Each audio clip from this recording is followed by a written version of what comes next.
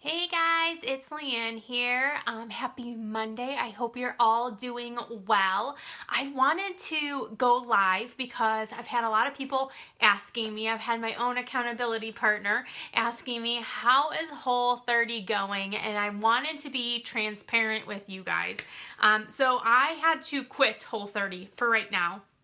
And why I did that was because I just wasn't in the mindset to go 110%. So as you know, or may know, I was good for 5 solid days, felt strong.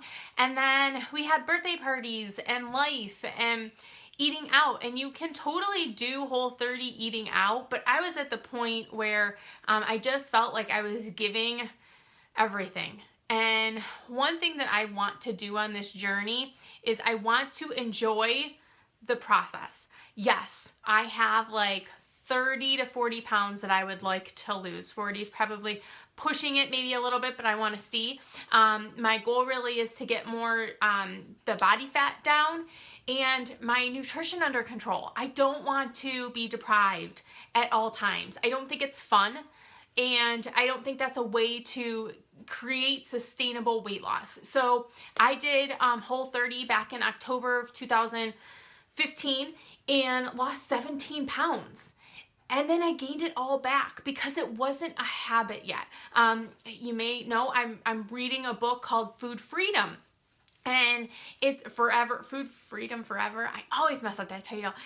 But I want to be at a point where if we're going out to dinner and I want to enjoy a glass of wine, that I'm going to enjoy that glass of wine and I'm not going to feel deprived.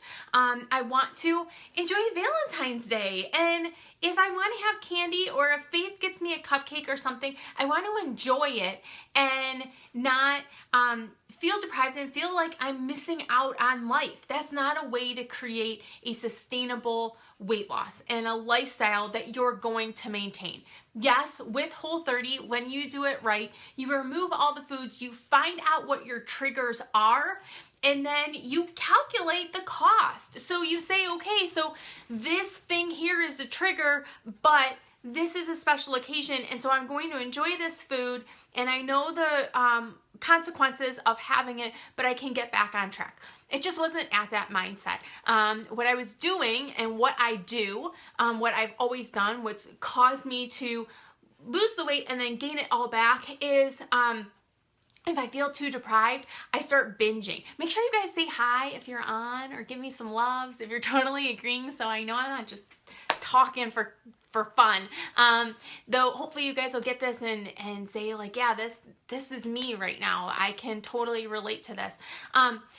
But if I just feel too deprived, then I'm gonna go way off the deep end, and I'm going to spiral out of control. And so I had gotten back into ice cream, not once, but twice a day, and cookies here, and Hershey Kisses there. And so I was just grabbing at whatever, being like, I'll start again tomorrow. Let me just enjoy this today, and I'll start again tomorrow. And then tomorrow came, and I was strong, and I was strong, and I was strong, and then I wasn't anymore.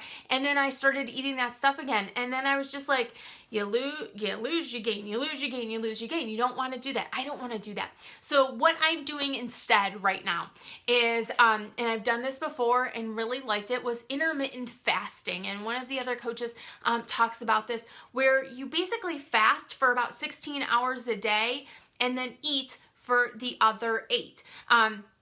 So I stop eating at 6:30 p.m., avoid all of that just eating out of habit. Last night I was tired and I was like, oh, I want to eat something. I'm like, no, I'm committed to intermittent fasting and I can't eat anything. Go to bed, Leanne. Go to bed. And so that's what I did. I went to bed.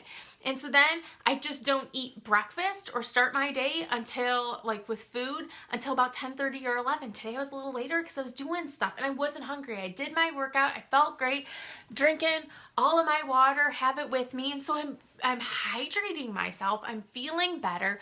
And then I know I'm trying to follow the 21-day fixed meal plan. So I know I'm not going to be perfect, but as long as I stick right now, this week, with just eating within that 8-hour period and knowing, like, I opened up this little bag of Cheetos that Faith had, and I started having some. I wrote it down, and I'm like, no, I need to eat in like a half hour again. And I know I have an awesome salad and some hard-boiled eggs that I made yesterday, so I'm gonna eat that.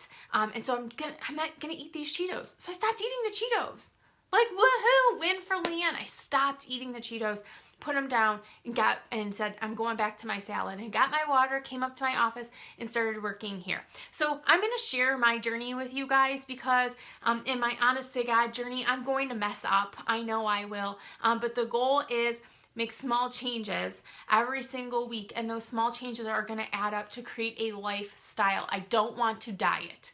I don't want to go on a diet, lose the weight, and gain it back. We have Punta Cana at the end of April that I'm so excited about. And so that's making me hustle and making me stick to my changes a little bit more.